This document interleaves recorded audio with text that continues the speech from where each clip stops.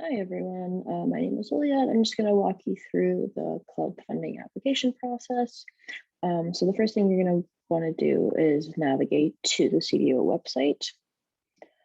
You're going to go into the clubs portal. If you're not already logged into the clubs portal, there'll be like a little login button. So you'll log in with the information that you got with your club registration email.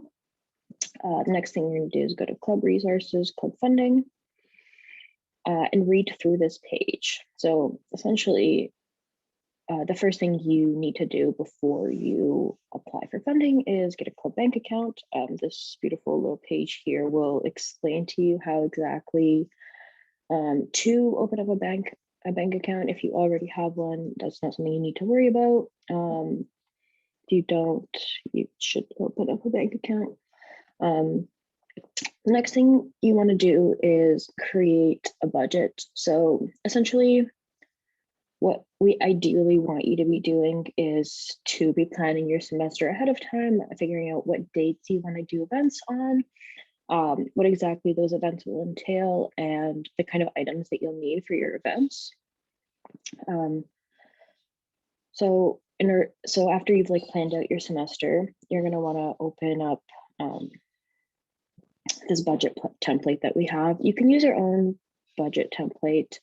You don't have to necessarily follow this one, but it does help the committee that makes the decisions about funding to have a better understanding of your club's finances and just make sure that everything is clear for them so that they can approve the items that you asked for funding.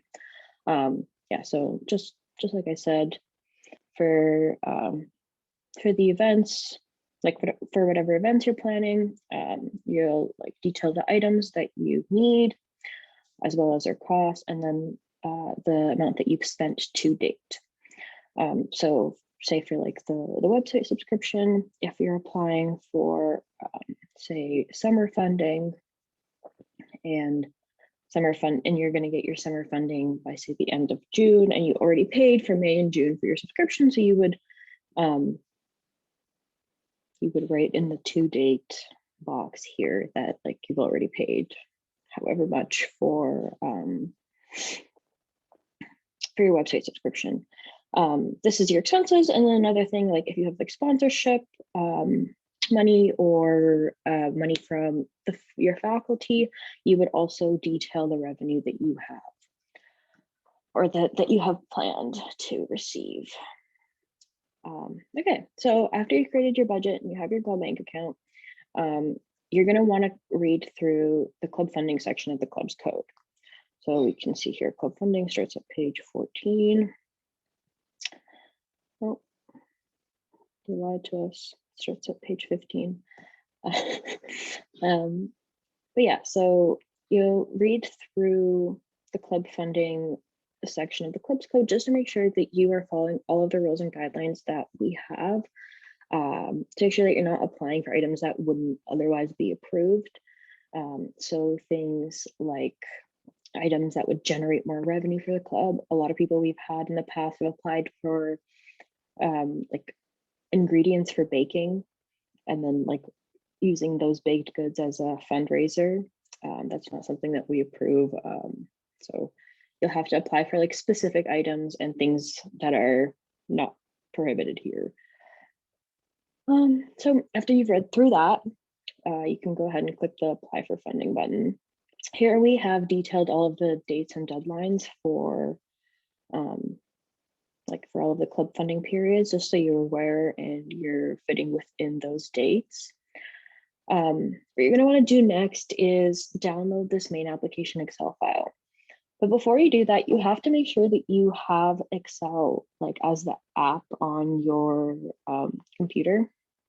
Otherwise, it will not work. You can't open it on Excel Online or on Google Sheets because it will disable the macros that we have. So essentially just coded a sheet in order for it to have additional functionalities. And if you open it on anything other than downloading it on to your computer and opening it up on the Excel app, it'll break those functionalities and just will not help us use it to like the way that we have intended to use it. If you don't have Excel, you can log into office.com and install Office 360 on your computer. So if you're a student at U Ottawa, which you should be if you are applying for funding, you can get this for free. So great, awesome thing to have. Yeah, so once you have Excel, you can open up the Excel sheet and you have to make sure that you're enabling macros. So again, those functionalities are there. This opens up to the second sheet, but we're going to need the first sheet here. So the first thing you're going to want to do is add your club info. So, oh my God. Okay.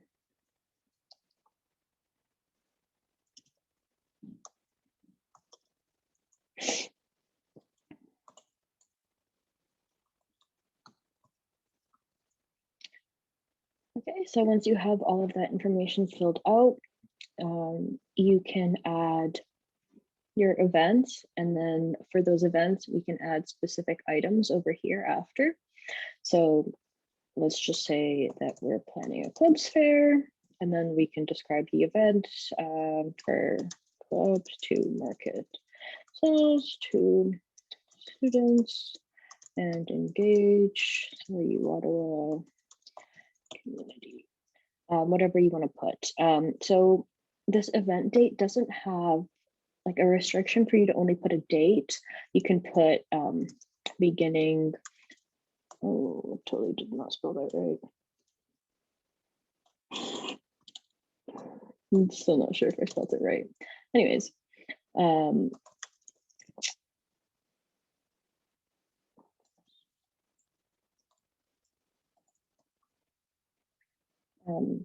but the more precise your event date is, the more we're going to see that like you've planned out your semester and that you're asking for funds for a specific thing. If you kind of put to be determined and then like your event name is like fundraiser and description is like to be determined, it makes it harder for us to justify giving you funds for something that isn't set in stone.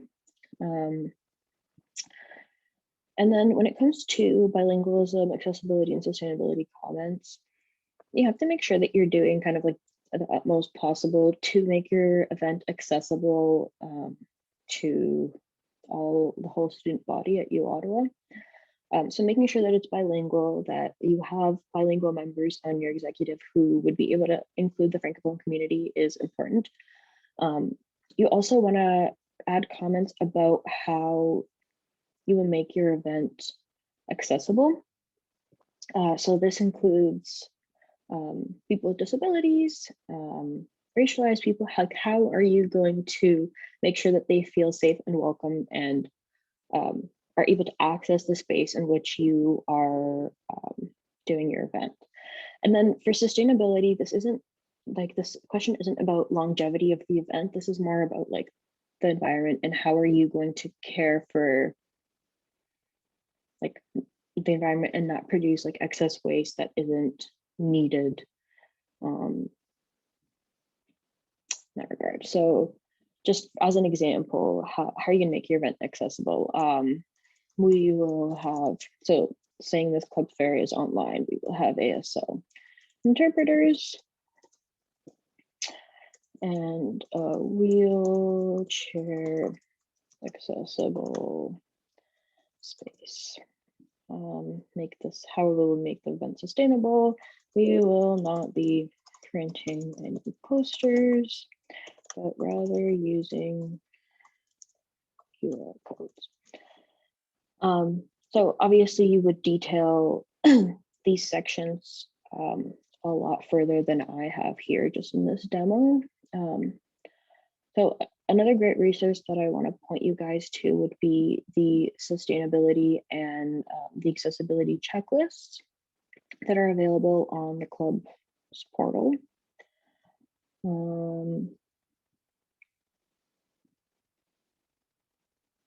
So here we have the checklists.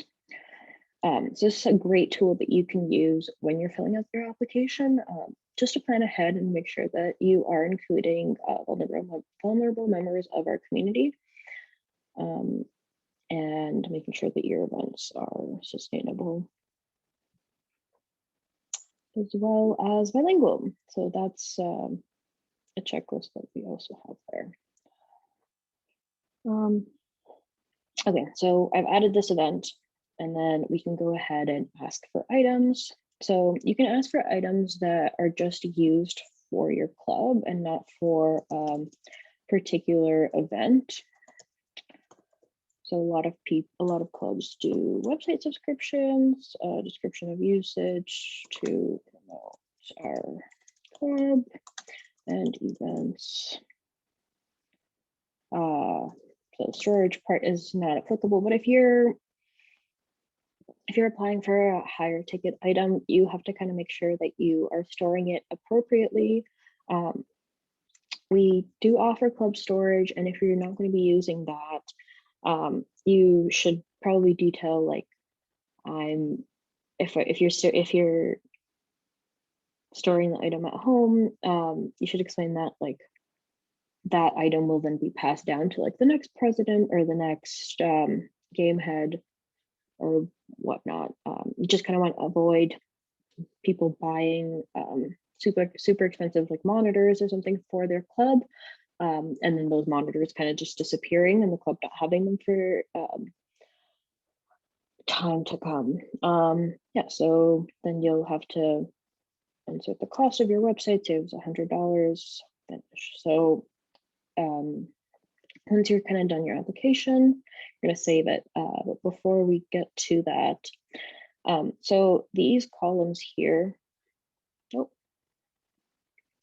these columns here with the budget amendments and the receipts, this is something that you're going to worry about after, once you've been approved for funding and once you've actually spent the money. If you decide to go a different way with your funds, you'll have to submit a budget amendment before you spend the funding on something else that you weren't originally approved for to spend it on. Yeah, and then receipts will come at the end of the semester once you've spent all your funds, and just like it's kind of like a proof of purchase.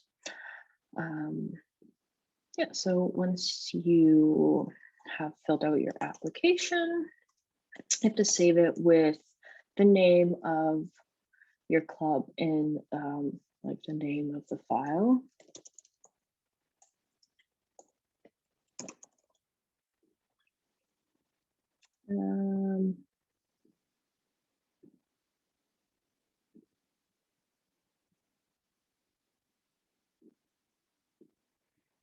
Okay, and then we're also going to save this budget.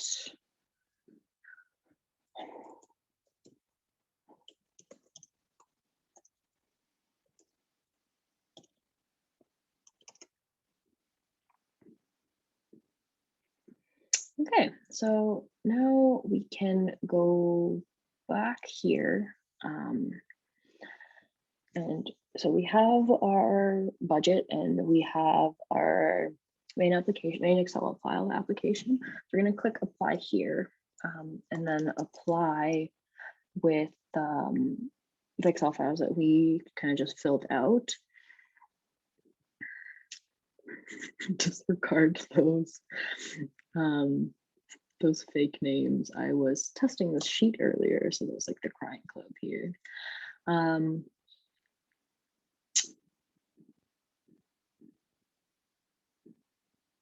Okay, and then you're going to submit your application.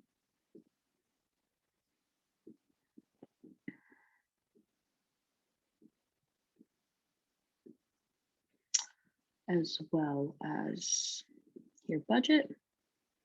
And then you have to make sure that your club funding or your club bank information is updated. So that's what we looked at earlier, and you click yes. And then if you have any concerns,